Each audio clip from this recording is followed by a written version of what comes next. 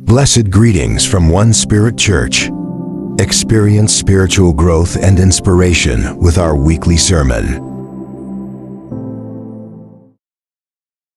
Okay, so magandang hapon po muli. Ang Word of God po natin, the presence of God. Yan po yung ating ituturo ngayon. So ang ano po, through the Word for Christians and Holy Spirit. Ang title ko po is, yung presence ni God, makikita mo sa pamamagitan ng salita, Biblia, and sa Holy Spirit. Okay, so umpisan po natin ulit. So, kids, natatandaan nyo yung turo ni Brother Attorney Jay. So, nag-umpisa siya sa parable, yung parable of the sower. Ngayon, yung ating scripture, ito yung Matthew 13, 31 to 33. Ang parable naman po natin is the parable of the mustard seed and the parable of the yeast. Magkasama po sila. Okay. Kids, bakit nagtuturo si Jesus Christ sa parable? Kasi mas madaling unawain yung parable kaysa sa mga turo ni Christ na hindi pa nila natitiim. Ito yung gusto kong ihatid na message, ano? Bakit sila considered na first Christians, kasama na nila si Christ, hindi pa rin nila ma-pick up yung mga na binibigay ni Jesus Christ. So, ito yung matututunan natin ngayong araw na to. So, basahin ko lang po yung Matthew 13, 31 to 33 sa English po to. He told them another parable. The kingdom of heaven is like a mustard seed, which a man took and planted in his field. Though it is the smallest of all seeds, yet when it grows, it is the largest of garden plant and become a tree, so that the birds come and perch in its branches. He told them still another parable. The kingdom of heaven is like yeast that the woman took and mixed it into about 60 pounds of flour until it work out through the dough. Okay. Naintindihan niyo po ba yung yung parable? So, yung kingdom of God ay tulad niya sa isang pinakamaliit na mustard seed. Nakakita na po ba kayo ng buto ng mustasa? Talagang napakalit, Okay. At nakakita na rin ba kayo ng kung paano ginagawa yung pandesal? Yung nilalagyan natin ng yeast. Huwag po yung pizza kasi hindi nilalagyan ng yeast yung pizza. Talagang ginagawang manipis yung pizza. Pero po, parehas na buto ng mustasa at ganun rin sa tinatawag nating yeast, ano nga ba yung binabanggit sa parable? Ito yung tinatawag nating kingdom of God. So, yung kingdom of God pala, siguro alam natin is ito yung place. Yes, maaaring place ito. Pagkatapos natin dito sa ating mundo, doon tayo pupunta. So, most associated with heaven. Siguro yung alam natin. Pero, habang nandito pala tayo sa earth or sa mundo natin, yung kingdom of God na tinuturing, ito pala yung tinatawag na God's Word. Ito yung Word of God. I-remind ko lang po kayo doon sa Mark 1 verse 15. Sabi dito sa unang sa mga unang panahon na nagpapakilala si Christ, sabi gano'n. The time has come, he said, the kingdom of God has come near. Repent and believe the good news. So, sino yung sinasabi nilang the time has come, he said, the kingdom of God has come near. Sino ba yung papalapit? Si Jesus Christ during that time. At kung napagninilayan natin yung mga sulat ni Isaiah before, yung mga dinedeklarang darating na Messiah, so si Jesus Christ din yun. Pero higit sa lahat, nais ko sanang yung God's Word pala na dinedeklara nung pang unang tipan, translation ng Word papunta kay Jesus Christ, yung Messiah. Pero sa pagpapatuloy po kasi, nais ko kasing magtanim ulit sa ating isip yung very common verse na tinuturo sa atin. Binanggit yun ni Sister Alisa. Seek ye first the kingdom and His righteousness. Sa tagal natin nag-aral, lalo na yung mga leaders, ba yung itinuro sa ating seek ye first the kingdom? Ang tinuturo sa atin is power. Diba? I mean, ano yung tinuturo sa... Anyway, hindi importante yung, kung ano yung itinuturo sa atin na kingdom of heaven, pero ang tinuturo pala nun is yung the word. Ito pala yung tinuturo sa atin. Pag ano ka pala, ito tandaan nyo muna, seek ye first the kingdom. Parang, kung tatagalugin ko to, hanap mo muna yung word. Hanapin mo muna yung ang pinaka-direct na translation natin is see God through the Bible. So, ganun yung unang binababa. So, if we can just continue, ito kasing sinasabi, seek ye first the kingdom. So, punta po tayo ngayon sa next slide, yung the kingdom of God is God's word. So, yan po yung translation natin ng King Mark. Tapos, yung another slide po. Yung sinabi natin, seek ye first. Ito yung hamon sa atin, kung gusto mong makita kingdom, hanapin mo ito sa salita ng Diyos. So, next slide po. So, translate ko siya into God's word. In God's word naman, proclaims Jesus. So, ito yung sinasabi ko kanina na sa lumang tipan pa lang, ang pinoproclaim nila, si Jesus Christ. So, kung babasahin po natin yung John 1, verses 1 to 5, ang sinasabi po dito, in the beginning was the Word, and the Word was with God. Ito po yung binabagit ni Sister Alisa. In the beginning was the Word, and the Word was God. So, nag-umpisa lahat sa Word. So, ang binabanggit na Word pala dito is si Jesus. So, in God's Word, we proclaim Jesus. So, ano yung Jesus na yun? Si Jesus yung itinuro sa ating tao na ipapanganak. Di ba? Remember, si Jesus, nung unang turo natin sa atin, si Jesus, So, dumating siya bilang tao. Siya yung pinoproclaim ng mga propeta pa ng unang tipan. At sinabi sa John 1, yung word na yon ay si Jesus. Okay, kung itutuloy lang po natin, He was with God in the beginning. So, sa simula't simula pa, sa word pa lang, kasama na yung pagdating ni Jesus bilang tao. Through Him, all things were made. Without Him, nothing was made that has been made. In Him was life, and that life was the light of all mankind. The light shines in the darkness, and the darkness has not overcome it. So, binanggit dito yung buhay at ang liwanag. Makikita mo lang sa word na ang pinoproklama actually is si Jesus. Okay. So, gano'n rin po yung sabi sa John 1:14, The Word became flesh and made His dwelling among us. We have seen His glory, the glory of the one and only Son, who came from the Father, full of grace and truth. Napakagandang pagtuturo o pagsasahad ni John. Una, Word. Pinoclaim si Jesus. So, si Jesus pinanganak bilang tao. So, ang continuation nito is nasa next slide. Translate natin. Sabi ganon, proclaim Jesus. So, next slide po natin, ang sinasabi, sabi ko kanina, si Jesus. Jesus is tao.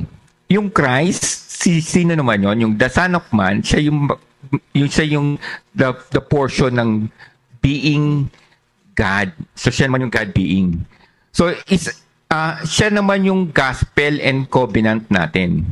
So, teka, pinanganak si Jesus, bakit? Actually, ito yung magandang pagtuturo. Pinanganak si Jesus, ang alam natin is namatay at muling nabuhay. Pero kasi, ang per meaning nito is one is proclaiming the gospel. Ano yung gospel natin? Christ has died and suffered. Diba? Has suffered, died, and resurrected. So, nandun yung nasusulat sa Galatians kung paano tayo naging bago. So, tama pa rin yung tinuro sa atin na si Jesus nagturo ng gospel. Pero may dagdag. Ang dagdag po is yung covenant. So, ano naman yung covenant? The new covenant is the promise that God will forgive sin and restore with those whose heart are turned toward Him. Jesus Christ is the mediator of the new covenant, and His death on the cross is the basis of this promise. Nasa Luke 22:20. So, naman niyo po yung translation. From word, naging si Jesus. Pinanganak si Jesus, nagkaroon ng gospel. So, ito ngayon yung pinaka-importante. Nagkaroon ng gospel, okay? alam natin na save tayo, pero the good thing is, dala to hanggang sa bagong generation. Kasi, ang alam po kasi nating covenant is yung covenant na luma. Ano yung covenant na yon? Yung dala-dala ni na Moses, di ba? Pero yung covenant na to, yung pinanghahawakan natin, kung magkakaroon ka ng fellowship kay God, tatanggapin mo si God. Ito yung covenant, ano? Magkakaroon ka ng kasama ka sa pangako ng kaligtasan. So, yun yung covenant. Okay. So, ngayon, tuloy natin. Natapos na ba yun nang namatay si Jesus? Remember, yung covenant, saan niya ginawa yung covenant? Yung covenant, ginawa niya sa bread. So, kaya tayo nagbe-breaking of bread. Kaya tayo, kasi we recall the covenant. Yung covenant na yun is pinanghahawakan natin hanggang ngayon. So, ang tanong, pagkatapos ng covenant na yun, paano yun maitutuloy sa pangkasalukuyang panahon? So, living in the gospel and covenant manifests the presence of God. Ito na po yun. So, pag halimbawang namumuhay ka at alam mo yung covenant, tinatanggap mo yung presensya ng Diyos. Ang tanong, paano mo tinatanggap yung presensya ng Diyos? Yung po yung next slide. Pero papaliwanag ko muna po yung living in the gospel na covenant. Obedience to His word manifests the presence of God. Ito yung sinabi ko dito. Kasi sinabi niya po yung my presence will go with you. Sinulat niya po yan sa Exodus 33:14. At sinabi niya rin po sa, yung pong Exodus is lumang tipan, my presence will go with you. Siya yung binilina niya na sumunod lang kayo at yung presensya ko ay nasa inyo. Ito yun rin yung manifestation na sa bagong tipan. Sa Matthew 28:20, and teaching them to obey everything I have commanded you. And surely I am always with you to the very end of age. So, ang tanong, si God nagbigay niyan. Pero paano naman yung sa atin? So, paano mo ma-experience yung God's presence? Ang kasagutan po ay ganito. To experience God's presence is to experience the shining of God's face. Nasa Psalm 26:7-1, believers always live in God's presence and He notes all their deeds. Sa Malakay 3:16, He has promised to be with us until He comes again. So, ganito pala yun. Kung halimbawang nabubuhay ka sa gospel, ibig sabihin, alam mo na pag tinanggap mo si Jesus Christ at bilang Kristiyano, alam mo yung covenant ninyo, ibig sabihin, you always remember that through the Bible, magkakaroon ka ng kaligtasan. Kasi sabi niya nga, nandun yung presence ko lagi sa iyo eh. So sinabi niya sa Psalm, sinabi niya sa Malakay, sinabi niya sa bagong tipan sa Matthew. Pero ang tanong, hanggang doon na lang ba yun? Magbabasa ka lang ng Bible? Ito yung tanong ko, ito yung sinabi ko kanina. Yung mga unang Kristiyano, yung mga apostles, hindi nila kagad naiintindihan yung ibinababa sa kanila ni Jesus Christ. Bakit? Kasi meron pa pong missing link. Yung missing link na yun sa panahon natin ngayon. Kasi nung missing link, bumaba lang siya nung Pentecost. Kaya nagkaroon ng fruits of the Holy Spirit. Binanggit ko na, fruits of the Holy Spirit, yung mga apostle. Kasi doon palang ibinaba. The good thing about us Christians is lagi nating, kaya sinabi ko, yung presence of God, the presence of God is with us because the Holy Spirit is always with us. Pero kailan ba natin tinanggap yung Holy Spirit? Tinanggap natin yung Holy Spirit nang dineklara natin na ang ating Panginoong Jesucristo ay ang ating Diyos at naniwala tayo sa resurrection niya. At tinanggap natin ang Holy Spirit nang tayo ibininyagang muli bilang Kristiyano. Yung tinatawag nating baptizen, kasama na natin ang Holy Spirit. Pero hindi po doon nagtatapos yun. So ngayon kasama mo na yung Holy Spirit. So the presence of God is living through the Word, through the Holy Spirit. Ito yung title ko kanina, no? Ano po? Sabi nga noon sa John 14:26, But the Advocate, the Holy Spirit, whom the Father will send in my name, will teach you all things and will remind you of everything I have said to you. Yun, sinabi. And the good thing is yung Holy Spirit, personal. May personal na relationship rin sa'yo. Katulad na nga sabi natin, di ba? Ang ginagawa natin ay hindi religion, but our personal relationship with God. And the good thing, yung Holy Spirit, may personal na relationship sa ating mga tao. Paano yon?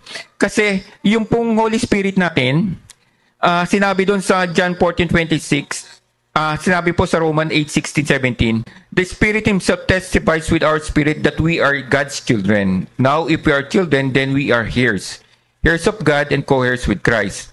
If we indeed we share in the sufferings in order that we may also share. So, ganito po yun. Dahil nasa atin na yung Holy Spirit, nagiging personal kung lagi nating imbitahan ng Holy Spirit kung magbabasa tayo ng Bible. Again, bakit hindi naintindihan yung ng mga tao din noon, dating unang Kristiyano? Kasi wala yung Holy Spirit. Nasubukan nyo na ba to? Ito, alam to ni Brother LD kasi pares kaming Andrian. Ibig sabihin, graduate kami ng St. Andrew, yung tabi ng St. Paul. May religion kami. Lagi kaming may religion. Pero lagi rin kami nagbabasa. Ang mahirap po mga exam namin noon eh. Like, hanapin mo sa Biblia yung about love, hanap kami love, hanapin mo about grace, hanap kami grace. Kasi academic ang itinuturo. But the good thing about us Christians, ang itinuturo sa atin ng relationship, is relationship with God through the Bible. So, yun po yung sinasabi namin. So, ulitin ko, kakaroon ka lang ng presence ni God kung magkakaroon ka ng relationship with God at ang Holy Spirit may relationship with you kung mangusap siya sa'yo sa Biblia. So, paano siya nangungusap? Sa Word. Siguro po, lagi niyong napapansin yung, ito yung binabasa sa akin ni God. At ang hawak palagi namin is yung Bible, Word of God. Totoo po yun. Parang kanina, si Marivic, ano yung tinuro mo po, ano yung tinuro sa kanyang idadasal? Eto. Ganun rin ako sa pang-araw-araw. Kung ano yung gustong ipagawa ni God, kung ano yung gustong ipanalangin sa akin ni God, yun ang tinitingnan ko sa Bible. So, isa-summarize ko po, yung presence of God in Christian life is through the Word. And the Word is Jesus Christ. So, siya yung Son of Man, anak ng tao, pero siya rin yung Diyos. So, si Jesus is yung fulfillment. Diba? So, naging tao, namatay, at siya po yung fulfillment ng gospel. At hindi lang basta gospel, nagkaroon ng bagong covenant sa atin. So, yung covenant na yun, tandaan nyo po, ito ay nagmula sa dugo ni Kristo nung huling hapunan. And ngayon, mararamdaman natin yung God's presence through the Holy Spirit. Pero mababasa mo lang ito kung ang Holy Spirit is nasa sayo. Pero, ano ba yun? Binigyan ka, Kristiyano, ganun na lang ba yun? No. So, yung next slide po, meron akong paalala. Hindi naman to no. So, to feel the presence of God is to understand the Word through the Holy Spirit. So, pag naintindihan mo yung, ulitin ko po, to feel the presence of God is to understand the Word through the Holy Spirit. Hanggat di mo naintindihan yung Biblia, ang word ko po doon is walang value yung pagka-Kristiyano mo. So, ganito po, paano nangungusap sa atin ng God? Through the Bible. Okay. So, siguro merong pilosopo na magsasabi, paano mong mararamdaman yung presence of God? Ako, yung Holy Spirit, yung mula nang, parang ito yung nararamdaman ko, umayos lahat sa buhay ko nung ma-form to, nung nagkita kami ni Sister Glacy. Yung nararamdaman ko, ito alam ni Marivic to, yung nararamdaman ko na mula nang nagkaroon tayo ng sunod-sunod na service dito, is the same feeling that I have. Kasi nandito yung Holy Spirit sa amin eh. At ang maganda nito, parang ito yung sinasabi ko, pag ikaw humingi kay God ngayon ng verse or ng kung ano ituturo, si God na mismo yung nagsasabi kung ano yung... Gusto ko maramdaman rin ninyo yun. Okay? So, meron akong 5 item na nilagay dito, para manatili yung presensya ng Diyos, sabi nga nun, kailangan natin yung presence ng Holy Spirit. Nilagay ko doon, I need the power of your presence. So, una, araw-araw po tayong magdadasal and always refer to God's Word. May AIDS na naman siguro. Ibig sabihin ng AIDS, ang pinakamadali kasi sa akin is bago ka kumilos sa umaga, magdasal ka muna tapos kumuha ka ng Word kiga. Pag nakalimutan mo yon, meron namang mga Bible app. The good thing is may mga reflection din doon. So, you will never really miss it unless kung talagang super busy ka na. And the good thing is, yung presence ni God will be there the whole day for you. I will never go wrong pag halimbawa nagdasal ako ng umaga. Okay, yun. Ito po yung sinasabi ko rin. Read the Word daily and do reflections. Hindi, iba pa po ba yun sa una? Yung una kasi is si God yung nagbaba sa'yo. Diba? Nangusap ka kay God, si God yun. Sa pangalawa naman, ikaw naman yung gustong mangusap kay God. Read the word, ikaw yung mag-word, and do your own reflection. Ano po yung reflection? Mag-isip ka, magnilay-nilay. So, hindi one way. So, yung kung marunong po tayo mag-meditate, kung siguro alam niyo yung word na meditate, dapat tayo rin po magnilay-nilay, mag-isip, Lord, ano yung para gagawin natin today? So, ito po yung yung tinatawag na reflection. Kasi yung reflection, it involves you, your God, and the people around you. So, kung pagganap na yon is reflection yon. Okay, yung pangatlo po, give thanks and share blessings for all the glory. So, whether problema yan or blessing, pasalamat tayo. At ang nakakatawa po, share the blessings. Kasi ganito yan, when we share the blessings, ito totoo to, bumabalik. Pero maaaring hindi monetary yung pagbalik.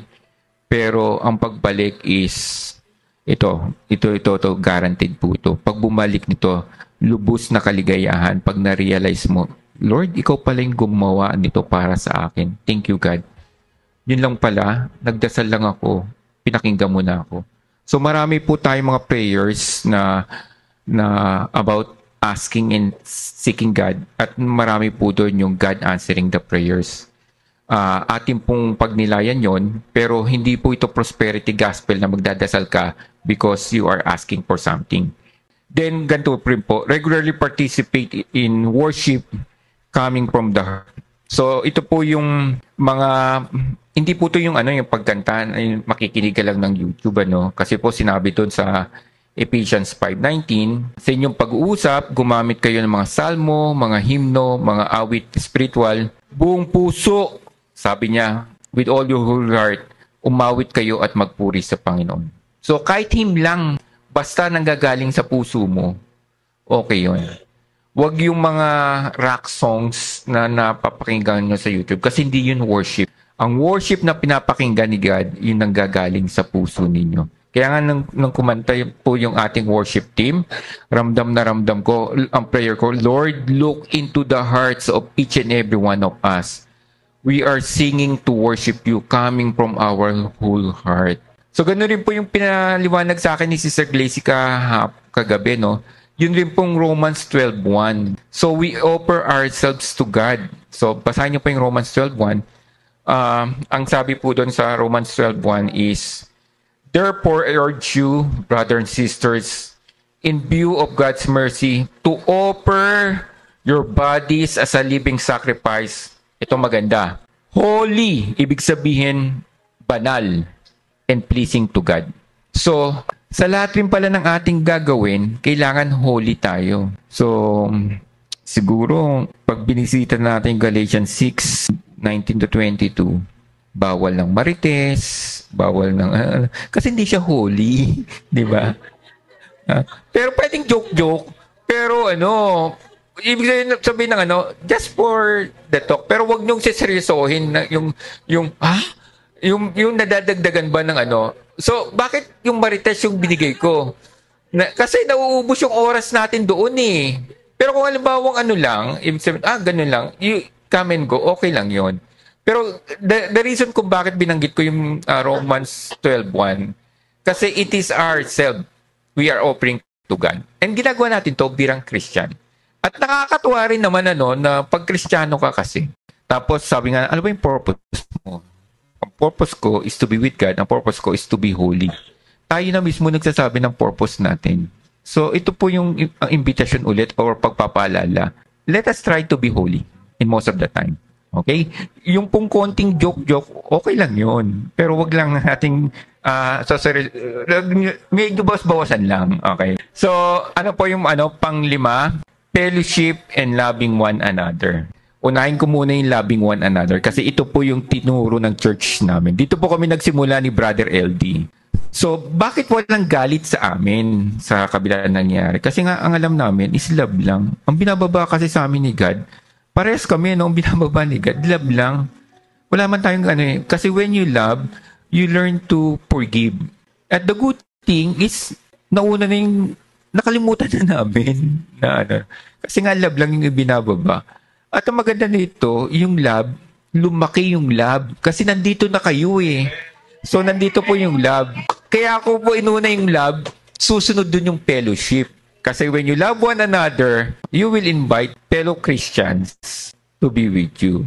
So, you will, kasama dun sa fellowship, pwede kasing hindi ko kami magkikita kasi malayo restaurant. No, fellowship means can be through the Spirit. Fellowship in prayers, di ba? So, marami pong ganyan. So, ito po yung pagpapaalala sa atin kung paano mananatili ang presensya ng God. Pero nakasentro lang po ito sa dalawa. Ang message ko is through the Word. So, wag po natin kakalimutan yung... So, ang pinaka-literal na translation nito is magbasa ng Biblia. Pero when we read the Bible, feel the presence of God with the Holy Spirit. So, bago po ako magtapos, total si Marivic yung presider natin, pakikuha po yung Psalm 139, 7 to 12, parang gano'n. Mas maganda kung Tagalog. Banggitin mo nga, Marivic, 139. Naituro na rin po namin itong presence of God eh. Pero ito kasi yung presence of God na magpapaalala sa atin tungkol sa presence of God. Okay. Okay. Ayan. Awit 139. Saan ako magpupunta upang ako'y makatakas? Sa iyo bang espiritu, ako ba'y makakaiwas? Kung langit ang puntahan ko, tiyak naroroon ka. Sa daigdig ng mga patay, humimlay man ako'y ikaw din ang kasama. Kung ako ay makalipad, umiwas na pasilangan, o kaya ang tirahan ko'y ang duluhan ng kanluran. Tiyak ikaw ay naroon upang ako'y pangunahan. Matatagpo kita roon upang ako ay tulungan. Kung ang aking pagtaguan ay ang dilim na pusikit, padiliming parang gabi ang liwanag sa paligid.